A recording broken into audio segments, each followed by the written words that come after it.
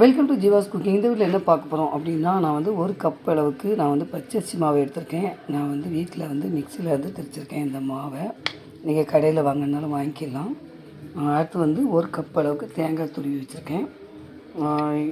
அடுத்து வந்து ஒரு அரை கப் அளவுக்கு உளுந்து, நம்ம வெள்ளை உளுந்து இருக்கா, தோல் இல்லாத உளுந்து, இதை வந்து தண்ணியில் நல்லா ஒரு மணி நேரம் ஊற வச்சு எடுத்துருக்கேன். இப்போ நம்ம என்ன பண்ணலாம் அப்படின்னா, இதை வச்சு ஒரு வித்தியாசமான டின்னர் ரெசிபி, ஒரு இட்லி தோசை சாப்பிட்றதுக்கு வித்தியாசமாக செய்யணும். இப்போ அதுக்கு என்ன பண்ணலாம் அப்படிங்கிறத பார்க்கலாம். ஃபஸ்ட்டு பாருங்கள், ஒரு பேன் எடுத்துகிட்டு இதில் வந்து நான் கொஞ்சமாக நெய் சேர்த்துருக்கேன். நெய் சூடாகட்டும். பாருங்கள், நெய் சூடானது நம்ம வந்து தேங்காவை கொஞ்சமாக தேங்காய் போட்டுக்கலாம். போட்டுட்டு இதை வறுத்துக்கலாம். மீதி தேங்காய் இருக்கட்டும், அது அப்புறமா நம்ம யூஸ் பண்ணலாம். முதல்ல வந்து நம்ம என்ன பண்ணலாம்னா, அடுத்து நம்ம வந்து இந்த உளுந்து ஊற வச்ச உளுந்தை வந்து நம்ம என்ன பண்ணிடலாம், உள்ளே போட்டு கிண்டிடலாம்.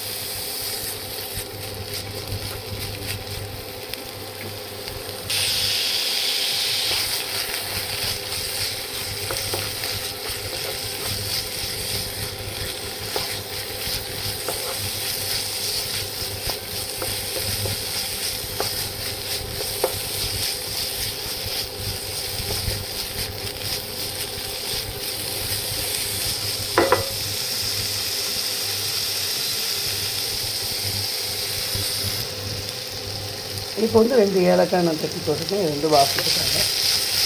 இப்போ நல்லா நெய்யில் வந்து இந்த உளுந்து வந்து நல்லா வந்துடுச்சு. பார்த்து நம்ம வந்து அந்த மாவை சேர்த்துடலாம். மாவை சேர்த்து மாவையும் சேர்த்து நம்ம நினச்சினா நெய்யில் நம்ம வறுத்துடலாம்.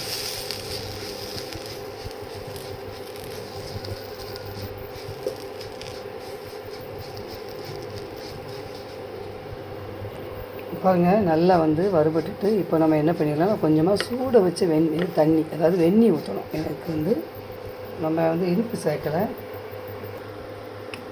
பாருங்கள், சூடான தண்ணி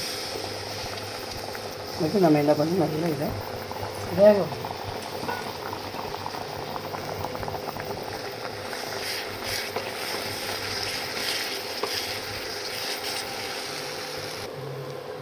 கொஞ்சமாக நம்ம வந்து உப்பு சேர்த்துக்கலாம். எனக்கு வந்து நம்ம இனிப்பு சேர்க்கலை, உப்பு சேர்த்துட்டு பாருங்கள், இப்போ வந்து நல்லா கெட்டியாகிட்டு. இப்போ நம்ம என்ன பண்ணிடலாம் அப்படின்னா, இதை அடுப்பு ஆஃப் பண்ணிவிட்டு நல்லா ஆறின பிறகு நம்ம வந்து இதை வந்து உருண்டைகளாக பிடிக்கிறோம். பாருங்கள், நல்லா கையில் ஒட்டாமல் வரும். பாருங்கள், நல்லா ஆறட்டும். ஆன பிறகு நம்ம என்ன பண்ணணும், நல்லா ஒரு உருண்டையை பிடிச்சி என்ன பண்ணலாம் அப்படிங்கிறத பார்க்கலாம். பாருங்கள், இப்போ வந்து நல்லா ஆறிட்டு இப்போ நம்ம இதை எடுத்து உருண்டைகளாக உருட்டி பாருங்கள், இந்த மாதிரி வச்சு இதை வந்து நம்ம என்ன தேங்காவில் நல்லா 2 பக்கம் நல்லா அழுத்த மாதிரி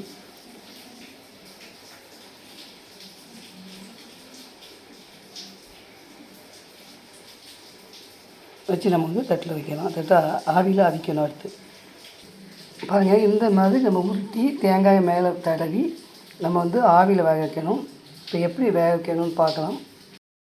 பாருங்கள், ஒரு பேனில் கொஞ்சம் தண்ணி விட்டு ஒரு இட்லி பாத்திரத்தை வச்சு நான் அந்த இதை வந்து நான் அப்படி வச்சுட்டு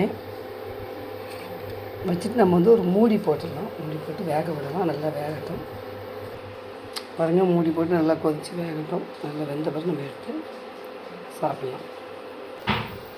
பாருங்கள், நல்லா கொதித்து வெந்துட்டு நல்லா வேகட்டும்.